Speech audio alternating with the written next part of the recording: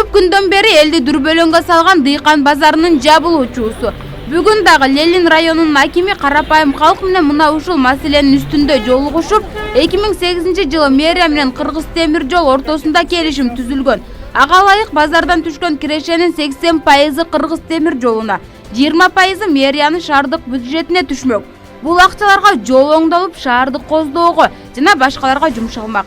Мындан тышкары 2013-жылы бул базар Осо Лагнуна группанын менчигине мыйзамсыз түрдө өтүп кеткен. Базар ачылгандан тартып шаардык бюджетке тилекке каршы 1 сом да түшпөй келет. Ошолордун билдирүүсү боюнча ушул Кыргыз темир жолу менен Лагуна групптун жообуна караганда ушул силерге шарт түзүп, ушундай жакшылыкка имараттарды түзүп берген үчүн булар 58 миллион сом короттук дейт. Эгерде ошол 58 миллион сомду ар бир ишене турган контейнердин санына бөлсө, анда ар бир контейнер баасы алтын болуп чыгып атпайбы? Ошондуктан бирок биз билебиз, өзүңөр ишене соода кылгандар ошо контейнерлерди өзүңөр дайындап, өзүңөр жылуулап, өзүңөр ачкансыңар. Бул Кыргыз темир жолу биз 58 миллион короттук. Ошол 58 миллионубузду 8 жылдан бери кайтар элекпиз деп тойбой жатышат. Дыйкан базарынын жабылуусуна түрткү болуп жаткан 11 себеп. Анын ичинен тазалык, салыкка коюлуп жаткан айыптар сатуучуларга тиешеси жок. Анын баары Осо Лагнун групп Кыргыз темир жолуна жана Дыйкан базарынын жетекчилигине айтылууда. Эч кандай Бишкек шаар жактан мэриясынан, акимияттын жагынан силерге бирөөңөргө да претензиябыз жок. Аким менен жолугуп көйгөйлөрүн чечүүнү самашкан сатуучулардын тилегин таш капты. Нуридин Тынаев акыркы сөзүн айтып, эч бир адам менен баарлашпай, жада калса Дыйкан базарынын жетекчисинин сөзүнө көңүл да бурбай басып кетти. Аким катары, ушу Ленин районунун аким катары расмий түрүндө айтып атам. 10 ноябрга чейин ушул 11 нарушение жоюлбаса, 11 ноябрда ушул базар жабылат.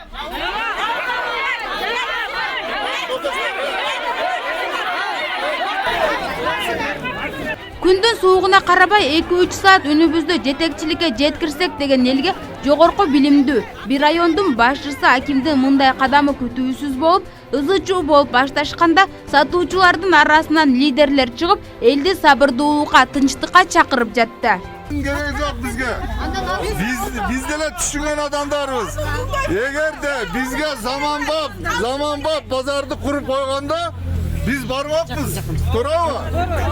Bizga hozir usul 100% qanoatlantiradi, to'g'rimi? Bu yerga bardığımız akşamız ketken, bardığımız ishlab kelatamiz, ishlayveramiz. Hech qanday hakimga, boshqalarga o'g'il nasreniyalarni o'ltirmay, yaxshilab ishlayvergile. Сатуучулар Дыйкан базарына айтылып жаткан сын пикирлерге, коюлуп жаткан талаптарды директорунан талап кылышты.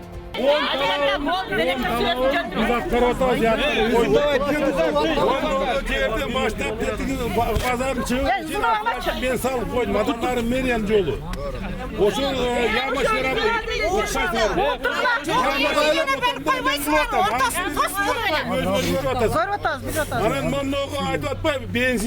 benzindin ortunda skat koy, помещение edip turat. Benzindin özü yok. Biz arxivden tekshersek benzin degen at çok. Bu yerde skaskoy помещение edip turат.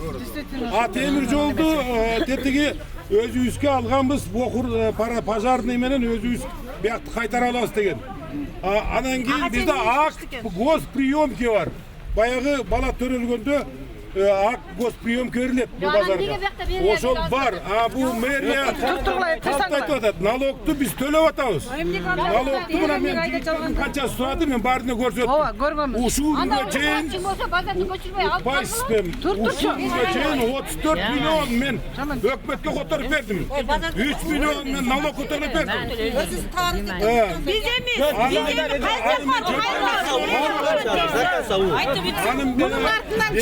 Hakim менен мэриянын өзүн билбейм. Базар мурдагыдай болуп иштесе деген Дыйкан базарынын жумушчуларынын каалоосу күч. Апрель окуясынын Баатырлар коомунун төрагасы президентке кат жолдогонун айтып чыкты. Ажоодон жакшы жагымдуу жоопкерлерине үмүтү чоң экенин жашырган жок. Базарды алабыз деген эл кайрылган үчүн мен президентке, премьерге кат жаздым мына. Birden kopyaңарды мына директорлар берет. Мына ушулекке бир 10 числого чейин ответи келет. Бул президент деле бүт барын калыстык менен чечкен киши. Бул базарда сатуучулар эле эмгектенбейт. Ашпоозчулар, базарга келген кардарларга такси кызматын көрсөткөн айдоочулар жана башкалар мына ушул жерден рызкысын таап жешет. Биз жерде иштейбиз, мына шейлендирип, ушундан оокат табабыз деп ташкыстар. Биз жүрөбүз мына. Эми кыштык күзөп көчүрүп энди кыйда бетте. Үйрөнүп калганбыз. Бизге койсо, кетпей эле койсок, ушул жерден нан таап, оокат кылып жатабыз. Ар бир адам аткарган ишине жооп берүүгө милдеттүү. Сатуучулар сатып жаткан азык түлүктөрүнө болсо жетекчи элдин камын көрүүгө. Сатуучулардын айтымында дыйкан базарынын директору туура эмес иш жасап жатса, аны жазаласын. Эмне үчүн башка бирөөнүн жасаган жумушу үчүн карапайым эл жооп бериш керек деп билдирет. Бизге кылган мамилеси өтө начар болду. Өзүңүздөр көрсөңүздөр болот, кандай корс сүйлөдү. Түз тургула деп атат. Мына нефтебаза деп атат. Нефтебазада деген складка берилген кез экен. Кезинде документтер складта берилген. Азыл болсо биз базарыбыз 2008 болсо 2010 жылы коет да склад ачабыз деп алат да, жарым жылдан кийин сразу бактарын коюп алат. Эмнеге ошолорго асылбайт? Эмнеге дыйкан базарына асылат? Конечно, простой адамдар көп отурат. Простой адамдарды колдобойт бул. Депутаттарга аз карап атат. Депутаттарга кайрылышыбыз бар. Ошо простой адамдардын көйгөйүн кичине жакшыраак карап койсун. Эми уттуруп эле администрацияга асылат. Администрация еще раз айтып коеюн. Администрациянын айыбы болсо, өз штрафтарын кылып, өз айыбын кылып, эмне кылсын, ишин кыла берсин. Ар бир жаңы кырдаал түзүлбөсүн элге кыйынчылык жаралууда. Биз ар кандай шылтоо менен ар кайсы жакка көчүп жүрө беребизби деп билдирет Сабира Музалдиева. Азыр айтып аткан сөзүнө таң калып атабыз. Биздин дыйкан базарды коюп, бош базарда киресаларды жок кылсын. Территорияда мусорду жок кылсын. Биз эми мындай кылып таң калып атабыз да, дыйкан базардан, Баткен базардан көчүп келди. Аслында биз жануарлар эмеспиз, бияктагы. Ошон үчүн мэр айткан сөзүнө жооп берсин. Биз азыр Ак үйдүн астына барабыз. 20 адамды кайсы жерден алып жооп берсин, ар бир сөзүнө жооп берсин. Анан кийин тиги Сары Өзгөнгө таң калып атабыз. Сары Өзгөндө, например, ал жерде мектеп бар, школа бар, аны ким жооп берет? Бул жерде иштеп жаткандар күн сайын эмгектенүүгө аракет кылышат. Барында болбосо да көпчүлүгүндө кредиттери бар. Аны төлөө түйүшүгү да оңой эмес. Элге тийбесин. Эл ушундай иштеп атат. Мына аким айтты деп агитаторлор келип атат Сары Өзөндөн. Понедельник күнү гарантия 200% гарантия блок коюлат деп бүгүн соодагерлер соодага чыкпай турат мына жерде.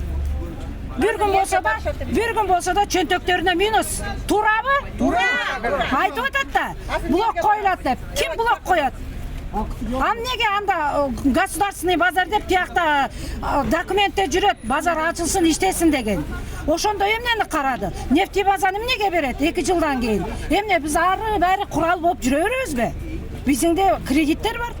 Дыйкан базарынын ызы чуусу кандай болуп чечилет азырынча табышмак. Эмнеси болсо да бала бакыра үй бүлө багып жүргөн элдин пайдасына чечилсе деген үмүт.